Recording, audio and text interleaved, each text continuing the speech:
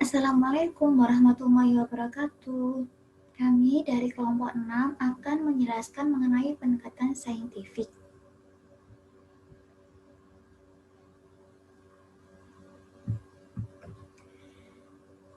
Pendekatan saintifik adalah proses pembelajaran yang dirancang sedemikian rupa agar siswa secara aktif mengkonstruksikan konsep, hukum, atau prinsip melalui tahapan-tahapan mengamati, merumuskan masalah, mengajukan atau merumuskan hipotesis, mengumpulkan data dengan berbagai teknik, menganalisis data, menarik kesimpulan, dan mengkomunikasikan konsep, hukum, atau prinsip yang ditemukan. Jadi, di sini dapat disimpulkan bahwa pada pendekatan saintifik ini, siswa memperoleh proses pembelajaran melalui 3 ranah. Yang pertama, ranah sikap, yang kedua, ranah pengetahuan, dan yang ketiga yaitu ranah keterampilan. Dari ketiga ranah tersebut, siswa dapat melahirkan hasil pembelajaran yang produktif, kreatif, inovatif, dan afektif melalui pengaturan sikap, keterampilan, pengetahuan yang terinterogasi. Jadi di sini pendekatan saintifik ini sangat-sangat berpengaruh pada hasil belajar siswa.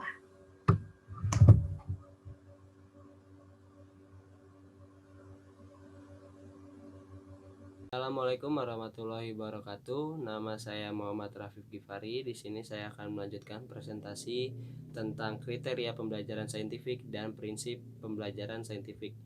Kriteria pembelajaran saintifik yaitu ada 7. Yang pertama, materi pembelajaran berbasis pada fakta atau fenomena yang dapat dijelaskan dengan logika atau penalaran. Yang kedua, penjelasan guru terhadap respon siswa. Yang ketiga, mendorong dan menginspirasi siswa berpikir secara kritis. Yang keempat, mendorong dan menginspirasi siswa mampu berpikir hipotetik dalam melihat perbedaan.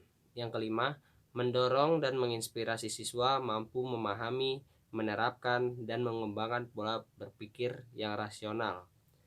Yang keenam, berbasis pada konsep seperti teori dan fakta empiris yang dapat dipertanggungjawabkan. Yang ketujuh, tujuan pembelajaran dirumuskan secara sederhana dan jelas.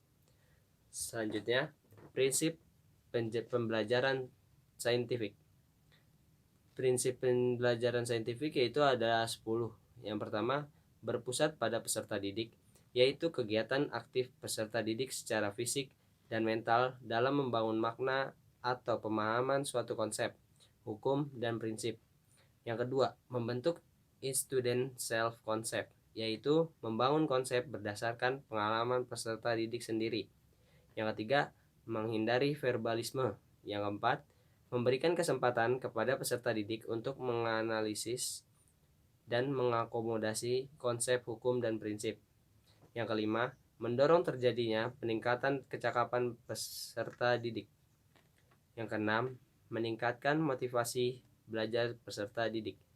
Yang ketujuh, memberikan kesempatan kepada peserta didik untuk melatih kemampuan dalam berkomunikasi. Yang kedelapan, memungkinkan adanya proses validasi terhadap konsep, hukum, dan prinsip yang dikonstruksi peserta didik dalam struktur kognitifnya. Yang kesembilan, melibatkan keterampilan proses sains dalam mengkonstruksi konsep, hukum, atau prinsip. Yang kesepuluh, melibatkan konsep kognitif yang potensial dalam merangsang perkembangan intelektual, khususnya keterampilan berpikir tingkat tinggi seperti HOTS, yaitu Higher Order Thinking Skill peserta didik. Assalamualaikum warahmatullahi wabarakatuh. Saya Dewi Afifah Rizky dari kelompok 6 akan melanjutkan pembahasan tentang langkah-langkah pendekatan saintifik. Pendekatan saintifik di sini merupakan pendekatan yang berpusat kepada peserta didik. Nah, menurut Daryanto, tahun 2014 itu menerangkan tentang langkah-langkah pendekatan saintifik ada 5. Yang pertama yaitu mengamati, yang kedua menanya, yang ketiga menalar, yang keempat mencoba, dan yang terakhir yaitu mengkomunikasikan. Yang pertama yaitu mengamati. Metode mengamati di sini mengutamakan kebermanaan proses pembelajaran di dalam kelas. Nah, metode ini memiliki keunggulan tertentu seperti menyajikan media atau objek yang secara nyata yang dapat dijangkau langsung oleh peserta didik. Seperti yang diungkapkan sendiri oleh Daryanto, bahwa metode mengamati ini sangat bermakna untuk memenuhi rasa ingin tahu peserta didik, sehingga proses pembelajaran ini memiliki kebermanaan yang tinggi. Nah, yang kedua yaitu menanya. Di sini, guru membuka kesempatan kepada peserta didik secara langsung untuk bertanya mengenai apa yang sudah dilihat, disimak, atau dibaca.